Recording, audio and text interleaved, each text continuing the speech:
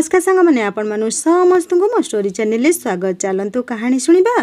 प्रथम प्रेमर प्रथम छुआ केमिति अचिन्हा पुओ झील दुई जन प्रेम बंधन रे बांधी होती। कहानीटी शुणी सारा पर लाइक शेयर सब्सक्राइब करने को केबे भूलियानी। एबे चलतु कहानीटी को आरंभ करिबा। कहती ना प्रथम प्रेम ना भूली हुए ना ताको केबे मनरू काढ़ी हुए। बेले बेले प्रेम को दुई मन स्वीकृति दे न थांती तो आउ केतेबेले समाज स्वीकृति दे न थाए। अनेक समय परिस्थिति ही सब किछि बिगाड़ी दे थाए, संपर्क को भांगी दे थाए। जो मनीष को मन चाहे बेले बेले समय आउ परिस्थिति ही ताठारु आमको अलगा कर दिए। मन चाहे किछि आउ आम सहित हो जाए आउ किछि। भगवान को सृष्टि भी बहुत अजब। जेतेबेले आमे सब आशा हारी देउ से मनीष को हृदय काढ़ी आग को बढ़िया पाई निजको प्रस्तुत करने आरंभ करदेउ पुणी एमिति घटी जाए। एमिति किछि परिस्थिति आसी पहुँची जाए जे से मनीष पुणी थरे आम सहित नुआ एक संपर्क रे बांधी हो जाए। मन चाहे ताकू आपणे नेबा पाई हेले परिस्थिति आउ परिवेश आम आगरे अनेक प्रकार प्रश्न आनी रखी दिए। पुराना संपर्क को बंचाई रखिया पाई किछि निज लोकन को भी पछरे छाड़ीबाकू पड़े। समयर दास है समयर चक्र जे काहाकू कोठी आनी छिड़ा करी दिए से कथा ना केही कल्पना करि पारंती ना ताकू केही अणदेखा करि पारंती। कहानीटी आरंभ हुए एहिठारु। समय प्राय सकाळ 10टा। विजयनगर पार्क रे गोटिए कोणरे पड़िथिबा सीमेंट तैयारी चेयर उपरे बसिछि अभि। बारंबार घड़ी को चाहिबा सहित बारंबार रास्ता आड़कू चाहि रहउछि आउ मन को मन कहउछि एते लेट कौन किए करे। एते समय हेलाणी मु अपेक्षा करिछि हेले मैडम कर देखा नहीं। प्राय 15 मिनिट पर गोटे गोलापी रंगर सलवार पिंधि झीटीए रास्ता अतिक्रम करी अभि पाखक आसी जाए। अभि टिके मुह आंबिला करी देछि।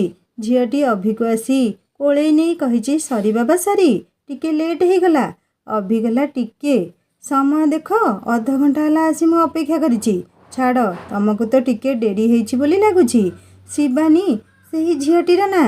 अभि तमे एते जो रागी जाउछ कौन जे तमे तो पुओ पिला तमर किछि काम नहीं। सकाळ उठी केते काम सारी आसिया पाई पड़ुछि तमे कोठु जानिबो। अभि कहला अच्छा तमे एमिति कहउछ जेमिति आम पुओ मानकर किछि काम ही नहीं।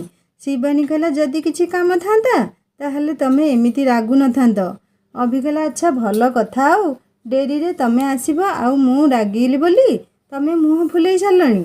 शिवानी कहला आउ नुहे तो कौन सकाळु सबु काम सारी पुणी कॉलेज पे बाहरिली तापर जे आसिली सेथिपाई कहूतिली संध्या बेले देखा करिया बोली हेले तमर तो गोटिए जिदी एबे देखा करिबा। अभि कहला अरे संध्या बेले पर आजी काजल गोटिए सांगर जन्मदिन अछि आउ ताकू नहीं मते ता सांग घर को जीवाकू पड़िबो। शिवानी कहला हौ तम पाखरे समस्त पाई समय अछि हेले मते छाड़ी। अभि कहला अरे बाप रे एते राग हौ तमे आसिल आस बस एठी। आसिला बेल छुआ ठारू मो सहित झगड़ा करी चलीछ। शिवानी कहला मु झगड़ा करूनी हौ ताहले तमे बस एकुटिया मु जाउछि। अभि उठी पड़ी शिवानी रा हाथ धरी नहीं कहे अरे तमे एमिति टिके टिके कथारे रागी जाउछ कौन आसिल आग बस तापर आमे कथा हबा। शिवानी कहला आउ की कथा हबा जे मे तो आसिला पर ठारू एणु तेणु कथा कही मनटा बिगाड़ी देल। अभि हसी दे कहले अच्छा ताहले तम पाखरे मन अछि। शिवानी कहला काई मु कौन मनीष नुहे कि। अभि कहला अरे नाई काली राति रे तो कहउतल मनटा तमर मो पाखरे रही जाइछि बोली आउ एबे मन खराब हो गला कहउछ। अभि कथा सुनी शिवानी बहुत जोरे हसीबाकू लागिला आउ कहला अभि सतरे तमे केबे भी बदलिबो नहीं। अभि शिवानी हाथ को निज आड़कू टाणी नहीं कहला काई तमे कौन चाहुछ मु बदली जाए ए अभि कौन तमको पसंद नुहे। शिवानी हठात एमिति प्रश्न जे। अभि कहला तमे आगत उत्तर दियो ना। शिवानी को उत्तर। अभि कहला मु कौन तमर पसंद नुहे। शिवानी कहला जदि मु ना कहे ताहले। अभि कहला ताहले आउ कौन सीधा चलिली आउ कोठु गोटे झील ठीक करी। शिवानी अभि हाथरू निज हाथ को टाणी आनी कहे अच्छा ताहले जाओ। अभि शिवानी हाथ को पुणी थरे निज हाथ को नहीं कहती पागेली तमे कौन जानी न ए अभि तुमको केते भल पाए। तमे परा अभिर जीवन तुमको छाड़ी अन्य काहाको स्वप्न रे भाभी भाभी अभि पाई असंभव मु तो एमिति मजारे कहीदेली। शिवानी कहला जानिछि मु। अभि कहला जानिछ शिवानी जीवन रे मु दी जन को बहुत भल पाए ଜଣେ ମୋ ଆଖି ସାମ୍ନାରେ ଆଉ ଜଣେ ମୋ ଠାରୁ ବହୁତ ଦୂରରେ। ଶିବାନୀ କହିଲା ସେଇଟା ବି ଜାଣିଛି। ଅଭି କହିଲା ଆଚ୍ଛା ତାହେଲେ ଆଉ କ'ଣ କ'ଣ ସବୁ ମୋ ବିଷୟରେ ଟିକେ ଜାଣିଛ କୁହ ତ। ଶିବାନୀ କହିଲା ଆଉ କହିବି ଆଉ ଏଇଟା ବି ଜାଣିଛି ଏଇ ଅଭି ନାମକ ପୁଅଟା ବହୁ ଦୁଷ୍ଟ ଯିଏକି ସବୁବେଳେ ମୋତେ ହଇରାଣ କରେ। ଅଭି କହିଲା ଓ ଏମିତି କଥା ତାହେଲେ ମ୍ୟାଡ଼ାମ୍ ଦୟାକରି କହିବେ କି ଆପଣଙ୍କ ଏ ଅଭି ଆପଣଙ୍କୁ କି ହଇରାଣ କରିଛି ସବୁ। ଶିବାନୀ କହିଲା ହଇରାଣର ତ ଲମ୍ବା ହିସାବଟିଏ ଅଛି, ଆଉ କେବେ ଫାଙ୍କା ହେଲେ କହିବି। ଏବେ ମୋତେ କଲେଜ ଯିବାକୁ ପଡ଼ିବ, କ୍ଲାସ୍ ପାଇଁ ଡେରି ହେଇଗଲାଣି। ଅଭି କହିଲା ଏତେ ଜଲ୍ଦି ପଳେଇବ। ଶିବାନୀ କହିଲା ଜଲ୍ଦି, ସମୟ ଦେଖିଲ କେତେଟା ବାଜିଲାଣି। ଅଭି ଆରେ ବାପରେ 12ଟା ବାଜିବ। ସତ କହୁଛି ତମ ସହିତ କଥା ହେଲେ ସମୟ ହିଁ ଜଣାପଡ଼ୁନି, ଏତେ ଶୀଘ୍ର ସମୟ ପଳେଇଗଲା। ଶିବାନୀ କହିଲା ମୋତେ ବି ଜଣାପଡ଼ୁନି, ହେଲେ କ'ଣ କରିବା ଯିବାକୁ ତ ପଡ଼ିବ। ଆଜିଠୁ ବି 2 ସପ୍ତାହ ଯାଏଁ ଆଉ ଦେଖା ହେଇପାରିବ ନାହିଁ, ଆଗକୁ ମୋର ପରୀକ୍ଷା ଅଛି। ଅଭି କହିଲା ହଁ ଶିବାନୀ କେମିତି ରହିବି ତମକୁ ନ ଦେଖି ଏତେ ଦିନ କେଜାଣି। ଶିବାନୀ କହିଲା ଥାଉ ହେଲା, ସେ ଫିଲ୍ମ ଡାଇଲଗ୍ ଆଉ ମାର ନାହିଁ ବେଶୀ, ଏବେ ଯାଉଛି ମୁଁ। ଅଭି କହିଲା କ'ଣ ମ ଏମିତି ଶୁଖିଲାରେ ପଳେଇଯିବ କହୁଛ। ଶିବାନୀ କହିଲା ରୁହ, ପାଣି ବୋତଲରୁ ପାଣି ଆଣି ଢାଳି ଓଦା କରି ଦେଇ ଯିବି ନହେଲେ ଆଉ। ଅଭି କହିଲା ଶିବାନୀ ତମେ ଭଲରେ ଜାଣିଛ ମୁଁ କୋଉ କଥା କହୁଛି, ଏମିତି ବାହାନା କର ନାହିଁ ଜମା। ଶିବାନୀ ହସି ଦେଇ ଅଭିକୁ ପ୍ରେମ ଭରା ଆଲିଙ୍ଗନ ସହିତ ଅଭି ଗାଲରେ ଚୁମ୍ବନଟିଏ ଆଙ୍କି ଦେଇ ଯିବା ପାଇଁ ବାହାରିଲା। ଅଭି ଖୁସି ହେଇ କୁହେ ଇଏ ହେଲା ନା କଥା ଆଉ, ଏବେ ଆପଣ ଯାଇପାରନ୍ତି ମ୍ୟାଡ଼ାମ୍। ଶିବାନୀ କହିଲା ହଁ ମୁଁ ଏବେ ଆସୁଛି, ରାତିରେ ଫୋନ୍ କରିବି। ଏତକ କହି ସେ ଦୁହେଁ ପରସ୍ପରଠାରୁ ବିଦାୟ ନେଇ ଚାଲିଯାଆନ୍ତି। ଅଭି ପୁରା ନାମ ଅଭିଜିତ ସାମନ୍ତରାୟ। ଅଭିର ପରିବାର କହିଲେ ବାପା ମା ଆଉ ତାର ଗୋଟିଏ ଭଉଣୀ କାଜଲ। ଅଭି ବଡ଼, କାଜଲ ସାନ। ଅଭି ଇଞ୍ଜିନିୟରିଂ ପଢ଼ା ସାରି ଚାକିରି ପାଇଁ ନିଜକୁ ପ୍ରସ୍ତୁତ କରୁଛି। ପଢ଼ା ପରେ ଅନେକ କମ୍ପାନୀରୁ ଚାକିରି ଅଫର୍ ଆସିଥିଲା, ହେଲେ ସେ ସବୁ ବିଦେଶ କମ୍ପାନୀ। ଘରେ ମା ଆଉ ଭଉଣୀକି ଛାଡ଼ି ଯିବାକୁ ଉଚିତ ମନେ କରି ନଥିଲା ଅଭି, କାହିଁକି ନା ଅଭିର ବାପା ଟିକିଏ ଅନ୍ୟ ପ୍ରକାର ଲୋକ ଥିଲେ। ଅନ୍ୟ ପ୍ରକାରର ମାନେ ସେ ସବୁ ସମୟରେ ମଦ ପିଇ ଘରକୁ ଫେରୁଥିଲେ। ରୋଜଗାର କରୁଥିବା ଟଙ୍କାର ଅଧାରୁ ଅଧିକ ସେ ମଦ ପିଇ ଖର୍ଚ୍ଚ କରିଦେଉଥିଲେ। ସେଥିପାଇଁ ଅଭି କେବେ ଚାହୁଁନଥିଲେ ବାହାରକୁ ଯାଇ କାମ କରିବା ପାଇଁ। ସାଙ୍ଗସାଥୀ ବନ୍ଧୁବାନ୍ଧବଙ୍କ ସହାୟତାରେ ଏଇ ପାଖ ଆଖରେ କେଉଁଠି କିଛି କାମ କରିବାକୁ ଚେଷ୍ଟା କରୁଥିଲେ ସବୁବେଳେ, ହେଲେ ସେମିତି ମନ ଲୋଭିଲା ଭଳି ଚାକିରି କୋଉଠି ବି ମିଳିନାହିଁ ଅଭିଙ୍କୁ ଆଜି ଯାଏଁ। ହେଲେ ଗୋଟିଏ ଜାଗାରେ ଅସ୍ଥାୟୀ କର୍ମଚାରୀ ଭାବରେ କାମ କରୁଛନ୍ତି ଅଭି। ଅତ୍ୟଧିକ ମଦ ପିଇବା କାରଣରୁ ଅଭିଙ୍କ ବାପାଙ୍କ ଦେହ ଏବେ ଧୀରେ ଧୀରେ ଖରାପ ହେବାକୁ ଲାଗୁଛି। ସେ ଏବେ ଆଉ ଆଗ ଭଳି ସୁସ୍ଥ ରହୁନାହାନ୍ତି। ଘରର ସବୁ ଦାୟିତ୍ୱ ଏବେ ଅଭିଙ୍କ ଉପରେ, ହେଲେ ସବୁ ପରେ ବି ସେ ସବୁବେଳେ ଚେଷ୍ଟା କରୁଛନ୍ତି କିଛି କରିବା ପାଇଁ ନିଜ ପାଇଁ। ଅନେକ ଜାଗାରୁ ନିରାଶ ହେବା ପରେ ଅଭି ନିଷ୍ପତ୍ତି ନେଇଛନ୍ତି ହାତରେ କିଛି ଟଙ୍କା ରଖି ସାରିବା ପରେ ସେ ନିଜର ଏକ ବ୍ୟବସାୟ ଆରମ୍ଭ କରିବେ। କହିବାକୁ ଗଲେ ବ୍ୟବସାୟ କାମ ଆରମ୍ଭ ହେଇସାରିଲାଣି, ବାସ୍ ଏବେ ଯାହା ନୂଆ ଅଭି ସବୁ କିଛି ଆରମ୍ଭ କରିବା ପୂର୍ବରୁ ଜାଣିଛନ୍ତି ଯେ ନୂଆ କରି ଆରମ୍ଭ କରିଥିବା ବ୍ୟବସାୟ କିଛି ଦିନ ସମୟ ନେବ, ସେଥିପାଇଁ ସେ ବ୍ୟସ୍ତ ବି ହେଇନାହାନ୍ତି। ଧୀରେ ଧୀରେ ସଫଳତା ପାଇବାର ଆଶା ଆଉ ସ୍ୱପ୍ନ ବି ସେ ଦେଖିଛନ୍ତି। ସେପଟେ ଶିବାନୀ ମହାନ୍ତି। ଶିବାନୀ ହେଉଛି ସେଇ ସହରର ବାସିନ୍ଦା। ପରିବାର କଲେ ବଡ଼ ଭାଇ, ମା ଆଉ ଭାଉଜ। ଶିବାନୀର ବାପା ଅନେକ ବର୍ଷ ପୂର୍ବରୁ ଦୁନିଆ ଛାଡ଼ି ସାରିଥିଲେ। ଶିବାନୀର ଭାଇ ମନୋଜ ହିଁ ତାଙ୍କ ଘରର ସବୁ କିଛି। ଶିବାନୀ ଘରର ଆର୍ଥିକ ପରିସ୍ଥିତି ଏତେ ବି ଭଲ ନଥିଲା, କାହିଁକି ନା ଘରର ଏବଂ ଘରର ସବୁ ସଦସ୍ୟମାନଙ୍କର ସବୁ ଖର୍ଚ୍ଚ ବହନ କରିବାକୁ ପଡ଼ୁଥିଲା ମନୋଜକୁ। ସେ ଗୋଟିଏ କମ୍ପାନୀରେ କର୍ମଚାରୀ ଥିଲେ, ତଥାପି ଘରେ ଉତ୍ତମ ବୁଝାମଣା ଯୋଗୁଁ ତାଙ୍କ ଘର ଖୁବ୍ ଭଲରେ ଚାଲୁଥିଲା। କହିବାକୁ ଗଲେ ମନୋଜ ବିବାହ କରିଥିବା ଝିଅ କାଜଲ ହିଁ ବହୁତ ଭଲ ଥିଲେ। ସେ ଶିବାନୀ ଆଉ ମନୋଜଙ୍କ ମାଆଙ୍କୁ କେବେ ବି ଅଣଦେଖା କରୁନଥିଲେ। ମନୋଜ କେବେ ହେଲେ ଶିବାନୀକୁ ବାପା ନଥିବାର ଅନୁଭବ ହେବାକୁ ଦେଉନଥିଲେ। ଶିବାନୀ ବହୁତ ଖୁସିରେ ଥାଆନ୍ତି ତାଙ୍କ ପରିବାର ସହିତ। ଶିବାନୀ ଆଉ ଅଭିଙ୍କ ଦେଖା ହୋଇଥିଲା ଗୋଟିଏ ସପିଂ ମଲ୍ରେ। ସେଦିନ ଅଭି ଯେଉଁ ମଲ୍କୁ ଯାଇଥିଲେ ଶିବାନୀ ମଧ୍ୟ ସେଇଠିକୁ ଯାଇଥିଲେ। ସଂଯୋଗବଶତଃ ସେଦିନ ଦୁହେଁ ଲିଫ୍ଟରେ ଉପରକୁ ଯାଉଥିବା ବେଳେ ହଠାତ୍ ଲିଫ୍ଟଟି ଖରାପ ହେଇଯାଇଥିଲା ଆଉ ଦୁହେଁ ସେଇ ଲିଫ୍ଟ ଭିତରେ ଦୀର୍ଘ 2 ଘଣ୍ଟା ଫସିକରି ରହିଥିଲେ ଆଉ ସେବେଠାରୁ ଦୁହିଁଙ୍କର ଚିହ୍ନା ପରିଚୟ। ସେଦିନ ଲିଫ୍ଟରେ ଫସି ରହିବା ପରେ ଶିବାନୀ ଖୁବ୍ ଜୋରରେ ଡରି ଯାଇଥାନ୍ତି। ହଠାତ୍ ଶିବାନୀଙ୍କର ଜୋରରେ କାଶ ହେବାକୁ ଲାଗିଲା। ଅଭି ଅନେକ ସମୟ ଲକ୍ଷ୍ୟ କଲା ପରେ ଶିବାନୀ ଆଡ଼କୁ ପାଣି ବୋତଲ ବଢ଼େଇ ଦେଇ କହିଲେ ନିଅ ଟିକେ ପାଣି ପିଇ ଦିଅ। ଆପଣ ଚିନ୍ତା କରନ୍ତୁ ନାହିଁ, କିଛି ସମୟ ପରେ ଲିଫ୍ଟ ଠିକ୍ ହେଇଯିବ। ପ୍ରଥମେ ଶିବାନୀ କିଛି ଉତ୍ତର ଦେଇନଥିଲେ, ହେଲେ ଅଭି ବାରମ୍ବାର କହିବା ପରେ ଶିବାନୀ କହିଥିଲେ, ନାଇଁ ମୁଁ ଠିକ୍ ଅଛି। ଅଭି ଏଥର ଚୁପ୍ ରହିଥିଲେ, ହେଲେ ହଠାତ୍ ଶିବାନୀ ବେହୋସ ହେଇ ଅଭି ଉପରେ ପଡ଼ିଯାଇଥିଲେ। ଆଖି ଖୋଲିଲା ବେଳକୁ ଶିବାନୀ ନିଜକୁ ଏକ ରୁମ୍ ଭିତରେ ପାଇଥିଲେ। ପ୍ରଥମେ ସେ ଖୁବ୍ ଜୋରରେ ଡରି ଯାଇଥିଲେ ଅଭିଙ୍କୁ ସାମ୍ନାରେ ଦେଖି, ହେଲେ ଅଭି ନମ୍ର ସ୍ୱରରେ ପଚାରିଥିଲେ, ଏବେ ତମେ ଠିକ୍ ଅଛ ତ? ଭଲ ଲାଗୁଛି ତମକୁ? ଶିବାନୀ କହିଛି, ମୁଁ ଏଠି କେମିତି ଆସିଲି? ତମେ ମୋତେ ଏଇ ରୁମ୍ ଭିତରକୁ କାହିଁକି ଆଣିଛ? ମୋର କ'ଣ ହେଇଛି? ଅଭି କିଛି ଉତ୍ତର ଦେବା ପୂର୍ବରୁ ବାହାରୁ ଝିଅଟିଏ ପଶି ଆସିଲା ରୁମ୍ ଭିତରକୁ। ଝିଅଟିକୁ ଦେଖି ଶିବାନୀ କହିଲା, ଆରେ ଅଙ୍କିତା ତୁ? ଅଙ୍କିତା କହିଲା, ହଁ ମୁଁ। ତତେ ଏବେ କେମିତି ଲାଗୁଛି କହ? ଶିବାନୀ କହିଲା, ହଁ ମୁଁ ଠିକ୍ ଅଛି, ହେଲେ ମୁଁ ଏଠିକି କେମିତି ଆସିଲି ଆଉ ଅଙ୍କିତା କହିଲା, ଓହୋ ଏତେ ପ୍ରଶ୍ନ ଏକାଥରେ। ହଉ ଶୁଣୁ, ଏ ହେଉଛି ଅଭି, ମୋ ମାମୁଁ ପୁଅ ଭାଇ। ଆଜି ଆମେ 2 ଜଣ ଯାକ ସପିଂ କରିବାକୁ ଯାଇଥିଲୁ ସପିଂ ମଲ୍କୁ। ମୁଁ ଆଗ ପଳେଇଥିଲି ଆଉ ଅଭି ଭାଇ ପଛରେ ଗାଡ଼ି ପାର୍କିଂ କରି ଆସୁଥିଲା, ଆଉ ସେତିକିବେଳେ ତମେ ଦୁହେଁ ଲିଫ୍ଟରେ ଫସି ଯାଇଥିଲ। ହେଲେ ତୋର କ'ଣ ହେଲା କେଜାଣି ତୁ ବେହୋସ ହେଇଯାଇଥିଲୁ। ଲିଫ୍ଟ ଠିକ୍ ହେଲା ପରେ ଅଭି ଭାଇ ବାହାରକୁ ଆସି ତତେ ଏସବୁ କହିଲା, ଆଉ ମୁଁ ଯାଇ ଦେଖିଲା ବେଳକୁ ଭିତରେ ତୁ ଅଛୁ। ସେଥିପାଇଁ ମୁଁ ତତେ ଆମ ଘରକୁ ନେଇ ଆସିଲି। ଏବେ ତତେ କେମିତି ଲାଗୁଛି? ଶିବାନୀ କହିଲା, ହଁ ମୁଁ ଏବେ ବହୁତ ଭଲ ଲାଗୁଛି ମୋତେ। ଅଙ୍କିତା କହିଲା, ହଉ ତାହେଲେ ତୁ ଏବେ ଆଉ ଟିକେ ଆରାମ କର, ମୁଁ ଯାଉଛି, ମୋର ଟିକେ କାମ ଅଛି ମାର୍କେଟରେ। ଅଭି ଭାଇ ଘରେ ଅଛି, ସେ ତତେ ନେଇ ଘରେ ଛାଡ଼ି ଦେଇ ଆସିବ। ଶିବାନୀ କହିଲା, ନାଇଁ ନାଇଁ ମୁଁ ଚାଲିଯିବି, ମୋତେ ଏବେ ଭଲ ଲାଗୁଛି। ଅଭି କହିଲା, ଡକ୍ଟର ମେଡ଼ିସିନ ଦେଇଛନ୍ତି ଆଉ ଆରାମ କରିବା ପାଇଁ କହିଛନ୍ତି। ତମେ ଯଦି ଯିବାକୁ ଚାହୁଁଛ ତାହେଲେ ଭଲ ହେବ, ମୁଁ ନେଇ ଛାଡ଼ି ଦେଇ ଆସିବି। ଅଙ୍କିତା କହିଲା, ହଁ ଶିବାନୀ, ଅଭି ଭାଇ ଠିକ୍ କହୁଛି, ତୁ ବ୍ୟସ୍ତ ହୋନା, ମୋ ଭାଇ ତତେ ନେଇ ସମ୍ପୂର୍ଣ୍ଣ ସୁରକ୍ଷିତ ଭାବରେ ଛାଡ଼ି ଦେଇ ଆସିବ। ଦୁହିଁଙ୍କ ଜିଦି ଆଗରେ ଶିବାନୀ ଆଉ ମନା କରିପାରିନଥିଲା। ଅଭି ଶିବାନୀକୁ ଅଙ୍କିତାର କାରରେ ନେଇ ଛାଡ଼ିବାକୁ ବାହାରି ପଡ଼ିଲେ। ବାଟରେ ଶିବାନୀ ପୁରା ଚୁପ୍ ହେଇ ବସିଥାଏ। ଅଭି କହିଲା, ଆଚ୍ଛା ତାହେଲେ ତମ ନାଁ ଶିବାନୀ? ଶିବାନୀ କହିଲା, ହଁ। ଅଭି କହିଲା, ଅଙ୍କିତା ତାହେଲେ ତମ ସାଙ୍ଗ? ଶିବାନୀ କହିଲା, ହଁ କଲେଜ ମେଟ୍। ଅଭି କହିଲା, ଭଲ ହେଲା ଆଉ। ଶିବାନୀ କହିଲା, ମାନେ? ଅଭି କହିଲା, ମାନେ ଅଙ୍କିତା ଆଜି ଥିଲା ଆଉ ତମକୁ ଚିହ୍ନିଥିଲା ବୋଲି ସବୁ ଭଲ ହେଲା।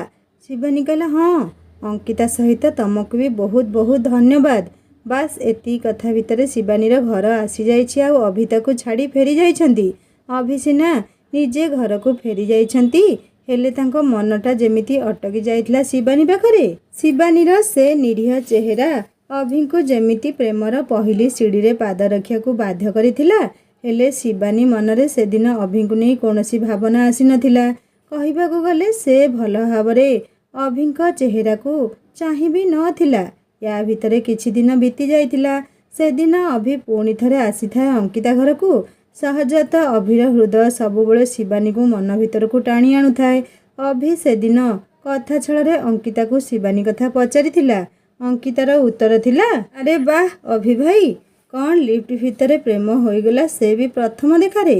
ଅଭି କହିଲା, ନାଇଁ ମ ସେମିତି କିଛି ନୁହେଁ, ତୁ ଖାଲି ତା ନମ୍ବରଟା ଦେ, ଯଦି କଥା ଆଗକୁ ବଢ଼ିପାରିବ ବଢ଼ିବ ଆଉ। ଅଙ୍କିତା କହିଲା, ହଁ ହଁ ସୁଯୋଗ ଅଛି ତମ ପାଇଁ, କାହିଁକି ନା ଏବେ ଯାଏ ମ୍ୟାଡ଼ାମ୍ କାହା ପାଲରେ ପଡ଼ିନାହାନ୍ତି, ଫାଙ୍କା ଅଛନ୍ତି। ଅଙ୍କିତା ଠାରୁ ଏ କଥା ଶୁଣି ଅଭି ଟିକେ ବେଶୀ ଖୁସି ହେଇଯାଇଥିଲେ। ଅଙ୍କିତା ଠାରୁ ନମ୍ବର ନେଇ ସେଦିନ ରାତିରେ ସେ ଶିବାନୀକୁ ଫୋନ୍ କରିଥିଲେ। ଶିବାନୀ କହିଲା, ହ୍ୟାଲୋ କିଏ? ଅଭି କିଛି ନ କହି ମନକୁ ମନ କହିଲେ, ଓଃ କି ସୁନ୍ଦର ସ୍ୱର, ସତରେ ଦେଖିବାକୁ ଯେମିତି, କଥା ବି ସେମିତି। ଶିବାନୀ କହିଲା, ହ୍ୟାଲୋ କ'ଣ ହ୍ୟାଲୋ? ଅଭି ଭାବନା ରାଇଜରୁ ବାହାରି ଆସି କହିଲେ, ହଁ ହଁ ହ୍ୟାଲୋ। ଶିବାନୀ, କିଏ କହୁଥିଲେ? ଅଭି, ମୁଁ ଅଭି, ଅଙ୍କିତାର ଭାଇ। ଶିବାନୀ କହିଲା, ଓ ତମେ ମୋ ନମ୍ବର କେଉଁଠୁ ପାଇଲ? ଆଉ ମୋତେ କାହିଁ ଫୋନ୍ କରିଛ? ଅଭି କହିଲା, ନାଇଁ ଏମିତି, ତମ ଦେହ ଭଲ ହେଇଗଲା? ଶିବାନୀ କହିଲା, ମୋର କେତେବେଳେ କ'ଣ ହୋଇଥିଲା କି? ଅଭି କହିଲା, ସେଦିନ ଲିଫ୍ଟରେ। ଶିବାନୀ କହିଲା, ଓହୋ ହଁ ହଁ, ସେଦିନ ବହୁତ ସମୟ ଯାଏଁ ଲିଫ୍ଟରେ ବନ୍ଦ ହେବା ଯୋଗୁଁ ହିଁ ମୁଁ ବେହୋସ ହେଇଯାଇଥିଲି, ଆଉ କିଛି ନୁହେଁ। କଥା ହେବାର 3 ମାସ ପରେ ଅଭି ଶିବାନୀଙ୍କୁ ତାଙ୍କ ମନ କଥା କହିଥିଲେ। ଶିବାନୀ ମଧ୍ୟ ଅଭିଙ୍କୁ ପସନ୍ଦ କରିବା ଆରମ୍ଭ କରିଦେଇଥିଲେ। ହେଲେ ଅଭିଙ୍କୁ ହଁ ବୋଲି ଶିବାନୀ କହିନଥିଲେ। ସେଦିନ ଥାଏ ଅଭିଙ୍କର ଜନ୍ମଦିନ। ଶିବାନୀ ମନେ ମନେ ନିଷ୍ପତ୍ତି ନେଇଥାନ୍ତି ଯେ ଅଭିଙ୍କ ଜନ୍ମଦିନରେ ହିଁ ସେ ଅଭିଙ୍କୁ ସବୁଦିନ ପାଇଁ ନିଜର କରିନେବେ ଆଉ ତାଙ୍କ ମନ ଭିତରେ ଥିବା ଭଲ ପାଇବାକୁ ଅଭିଙ୍କ ଆଗରେ ବ୍ୟକ୍ତ କରିବେ।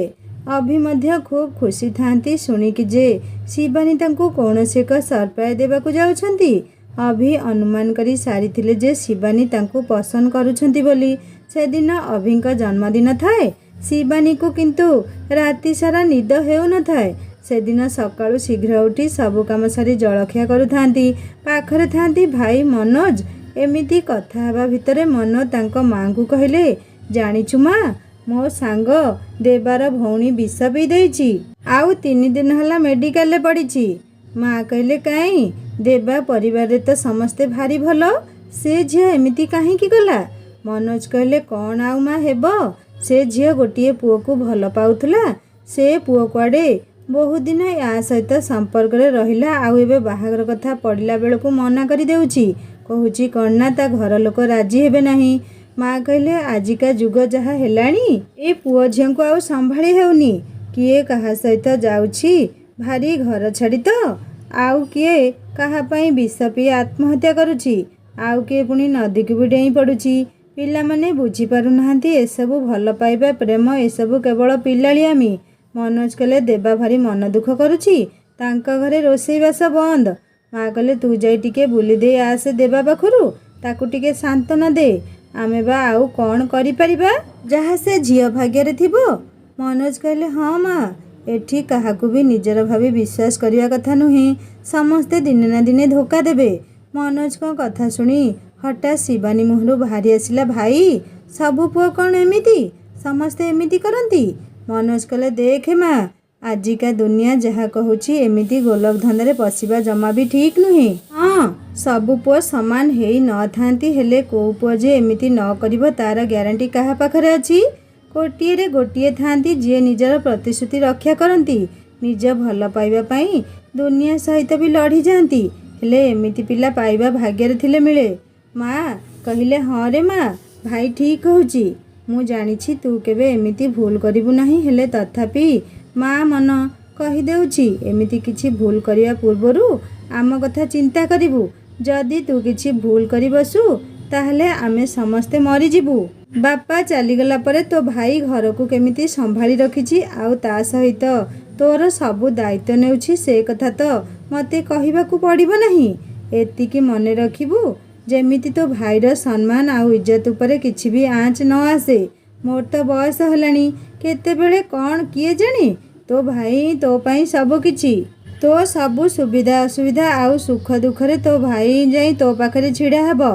ता खुशी को तू जेमिति केबे अणदेखा न करू। मनोज उठी पड़ी माँ को पाखकू जाई माँ को कांधरे हाथ रखी कहती, माँ तू कौन जानिनु आम शिवानी केमितिका, मोर ता उपरे निज ठारू भी बेसी विश्वास अछि आउ भरोसा भी। से केबे भी एमिति भूल करिबो नाही जहा पाई ता भाईर मान आउ सम्मान आँच आसिबो। शिवानी सबू शुणिबा परे तार खुशी जेमिति सबू पानी फटका भली मिलेई गला। अभिकु नहीं देखिथिबा सबू स्वप्न जेमिति तार गोटिए झटकारे धूलिसात होइगला। मनोज शिवानीर सुखिला चेहरा को लक्ष्य करी कहले, माँ रे तू बहुत छोट थिलु, बापा आमको छाड़ी चली गले, सेबेठारु तोर सबु दायित्व मोर। जेमिति आजि जाए मु तोर सबु दायित्व नेइछि, आगकू भी सेमिति ही नेबी। तोर भाई तते दुनियार सबु खुशी देबाकू चेष्टा करिबो। जदि तो जीवन रे तोर केबे किछि भी दरकार हुए ताहले मते कहिबू।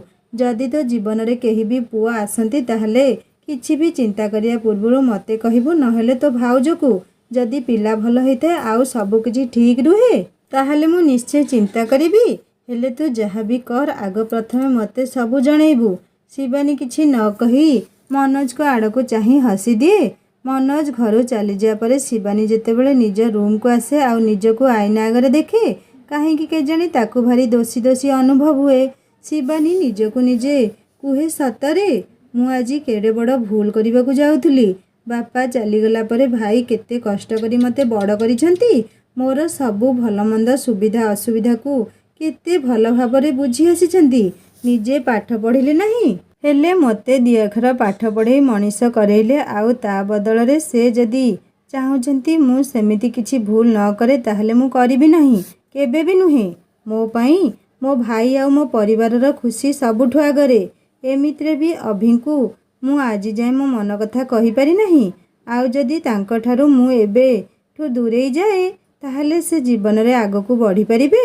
ଭଲ ହେଇଛି ଆଜି ହିଁ ଭାଇ ତା ମନ କଥା ମୋ ଆଗରେ କହିଦେଇଛି, ନହେଲେ ବହୁତ ବଡ଼ ଅସୁବିଧା ହେଇଯାଇଥାନ୍ତା। ନିଜକୁ ବୁଝେଇ ନେଇ ଶିବାନୀ ଅଭିକୁ ଫୋନ୍ କରେ ଆଉ କୁହେ, ଆଇ ଏମ୍ ସରି ଅଭି, ମୁଁ ଆଜି ତମକୁ ଦେଖା କରିବାକୁ ଯାଇପାରିବି ନାହିଁ, ମୋର ଅଲଗା କାମ ପଡ଼ିଗଲା। ସେପଟେ ଅଭି ନିଜକୁ ଖୁବ୍ ଭଲ ଭାବରେ ସଜେଇ କରି ସମୟ ପୂର୍ବରୁ ପହଞ୍ଚି ସାରିଥାନ୍ତି ନିଷ୍ପତ୍ତି ହେଇଥିବା ଜାଗାରେ। ହେଲେ ଶିବାନୀଙ୍କ କଥା ଶୁଣି ଅଭିଙ୍କର ସବୁ ଖୁସି କେମିତି ଧୋଇ ହୋଇଗଲା। ବସିବା ଜାଗାରୁ ଉଠିପଡ଼ି ଅଭି କହିଲେ, କ'ଣ ପାଇଁ ଶିବାନୀ, କ'ଣ ହେଇଛି ତମର? ଏମିତି ହଠାତ୍ କି କାମ ଆସିଗଲା? ଘରେ ସମସ୍ତେ ଠିକ୍ ଅଛନ୍ତି ନା ନାହିଁ? ଶିବାନୀ କହିଲା, ହଁ ଅଭି, ସବୁ ଠିକ୍ ଅଛି। ଏତେ ଆଉ ପ୍ରଶ୍ନ କର ନାହିଁ। ବାସ୍ ମୁଁ ତୁମକୁ ଦେଖା କରିବାକୁ ଯାଇପାରିବି ନାହିଁ। ତମେ ଅଲଗା ସାଙ୍ଗମାନଙ୍କ ସହିତ ଜନ୍ମଦିନ ପାଳନ କର ଆଉ ମଜା କର। ଅଭି କହିଲା, ଶିବାନୀ, ଅଲଗା ସାଙ୍ଗମାନେ କ'ଣ?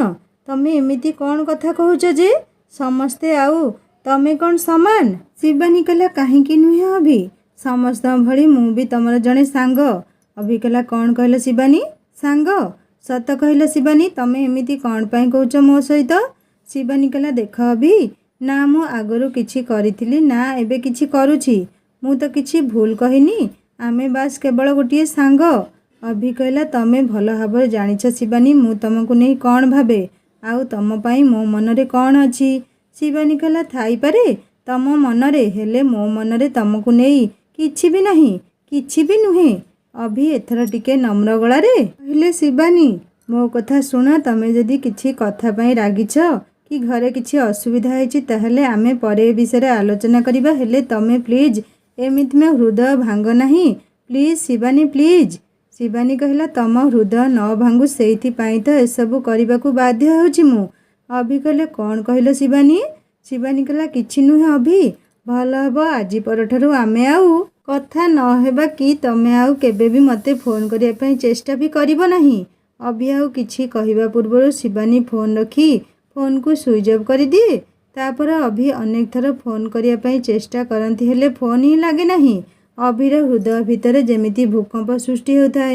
ଅଭି ସଙ୍ଗେ ସଙ୍ଗେ ଅଙ୍କିତାକୁ ଫୋନ୍ କରି ସବୁ କୁହେ। ସବୁ ଜାଣିବା ପରେ ଅଙ୍କିତା କୁହେ, ଭାଇ ମୁଁ ଯେତିକି ଜାଣିଛି ଶିବାନୀ ତ ସେମିତି ଝିଅ ନୁହେଁ, ନିଶ୍ଚୟ ତାର କିଛି ଅସୁବିଧା ହେଇଥିବ, ନହେଲେ ସେ ଏମିତି ବ୍ୟବହାର କେବେ କରିବା କଥା ନୁହେଁ, ସେ ବି ପୁଣି ତୋ ସହିତ। ଅଭି କହିଲା, ତୁ କିଛି କରନା ପ୍ଲିଜ୍, ମୋ ଭଉଣୀଟା ବା। ଶିବାନୀ ମୋର ପ୍ରଥମ ପ୍ରେମ, ଆଉ ତାକୁ ଭୁଲିବା ମୋ ପାଇଁ ବହୁତ କଷ୍ଟ। ଅଙ୍କିତା କହିଲା, ଆରେ ଭାଇ ତୁ ଟିକେ ଶାନ୍ତ ହେଇଯା, ଏମିତି ହେଲେ ବହୁତ ବଡ଼ ଅସୁବିଧା ହେଇଯିବ। ଶୁଣୁ ମୋ କଥା, ତୁ ସିନା ଶିବାନୀକୁ ତୋ ଭଲ ପାଇବା ବିଷୟରେ କହିଦେଇଛୁ, ହେଲେ ସେ ତ ଏବେ ଯାଏଁ ସ୍ୱୀକାର କରିନାହିଁ ନା। ଅଭି କହିଲା, ହେଲେ ଅଙ୍କିତା, ମୁଁ ଜାଣିଛି ଆଜି ମୋତେ ଶିବାନୀ ତାଙ୍କ ହୃଦୟର କଥା କହିବା ପାଇଁ ଡାକିଥିଲେ। ମୋ ଅନୁମାନ କେବେ ବି ଭୁଲ ହେଇନପାରେ। ଅଙ୍କିତା କହିଲା, ହଉ ଭାଇ ଠିକ୍ ଅଛି, ଏତେ ଦିନ ଅପେକ୍ଷା କରିଛ ଯେତେବେଳେ ଆଉ କିଛି ଦିନ ତମକୁ ଅପେକ୍ଷା କରିବାକୁ ପଡ଼ିବ। ତମକୁ ଆଉ 5 ଦିନ ଅପେକ୍ଷା କରିବାକୁ ପଡ଼ିବ, କାହିଁକି ନା ତମେ ଜାଣିଛ ମୁଁ ଏବେ ଗାଁକୁ ପଳେଇ ଆସିଛି। ଆଉ ମୁଁ 5 ଦିନ ପରେ ଫେରିବି, ତାପରେ ଯାଇ କଲେଜ ଯିବି। ଆଉ ସେବେ ଯାଏଁ ତମକୁ ଅପେକ୍ଷା କରିବାକୁ ପଡ଼ିବ। ଅଭି କହିଲା, ସେଇ ତ ଅସୁବିଧା ଅଙ୍କିତା, ମୁଁ ଏତେ ଦିନ ଅପେକ୍ଷା କରିପାରିବି ନାହିଁ। ଅଙ୍କିତା କହିଲା, ଦେଖ ଅଭି ଭାଇ, ମୋତେ ଲାଗୁଛି ତୋର ଅପେକ୍ଷା କରିବା ହିଁ ଠିକ୍ ହେବ। ତୁ ଯଦି କଲେଜ ଯାଇ ଶିବାନୀ ସହିତ କଥା ହେବାକୁ ଚେଷ୍ଟା କରିବୁ ତାହେଲେ ହୁଏତ ସେ ଅସୁବିଧାରେ ପଡ଼ିଯାଇପାରେ, କାହିଁକି ନା ତା କଲେଜଠୁ ମାତ୍ର କିଛି ଦୂରରେ ତାଙ୍କ ଘର। ତାର ଅନେକ ଜଣ ପରିଚିତ ଲୋକ କଲେଜରେ, ଆଉ ତୁ ତ ଏବେ ଶିବାନୀ ପାଇଁ ନୂଆ, ତେଣୁକରି ଯଦି କିଛି ଅସୁବିଧା ହୁଏ ତାହେଲେ କିଏ ସମ୍ଭାଳିବ? ଅଭି କହିଲା, ତୁ ଠିକ୍ କହିଛୁ, ମୁଁ ଚାହେଁ ନାହିଁ ଶିବାନୀକୁ କିଛି ଅସୁବିଧା ହେଉ। ଠିକ୍ ଅଛି, ମୁଁ ଅପେକ୍ଷା କରିବି। ତୁ ଆସିଲେ ଆମେ ଯାଇ ଶିବାନୀକୁ ଦେଖା କରିବା, କିଛି ନହେଲେ ନାହିଁ। ମୁଁ କେବଳ ଏତିକି ଜାଣିବି ସେ କ'ଣ ପାଇଁ ମୋତେ ଏମିତି କହିଲେ, ଆଉ ସେ କ'ଣ ପାଇଁ ନିଜ ଭଲ ପାଇବାକୁ ବଳି ଦେବାକୁ ବାହାରିଛନ୍ତି। ଅଙ୍କିତା ବୁଝିବା ପରେ ଅଭି ନିଜକୁ ବୁଝାଇବା ପାଇଁ ଚେଷ୍ଟା କଲେ। ସାଙ୍ଗମାନେ, ଅଙ୍କିତା କଥାରେ ଶିବାନୀ କ'ଣ ପୁଣି ଆଉ ଥରେ ଅଭିକୁ ଭଲ ପାଇବ ନା ତାକୁ ମନରୁ ସବୁଦିନ ପାଇଁ କାଢ଼ିଦେବ, ତାହା ଜାଣିବା ଏହି କାହାଣୀର ଦ୍ୱିତୀୟ ଭାଗରେ। କାହାଣୀ କେମିତି ଲାଗିଲା ମୋତେ ନିଶ୍ଚୟ କମେଣ୍ଟ କରି ଜଣାଇବେ। ହିନ୍ଦୀ ଷ୍ଟୋରି ଚ୍ୟାନେଲର ଲିଙ୍କ୍ ମୁଁ ଏହି ଷ୍ଟୋରିର ଡେସ୍କ୍ରିପ୍ସନରେ ଦେଇଦେଉଛି, ଆପଣମାନେ ଭିଜିଟ୍ କରି ସୁନ୍ଦର ସୁନ୍ଦର ହିନ୍ଦୀ ଷ୍ଟୋରି ଅପଲୋଡ଼ ହୋଇଯାଇଛି, ଶୁଣନ୍ତୁ, ସବସ୍କ୍ରାଇବ୍ କରିବାକୁ କେବେ ଭୁଲେନି। ରହୁଛି, ନମସ୍କାର, ଜୟ ଜଗନ୍ନାଥ।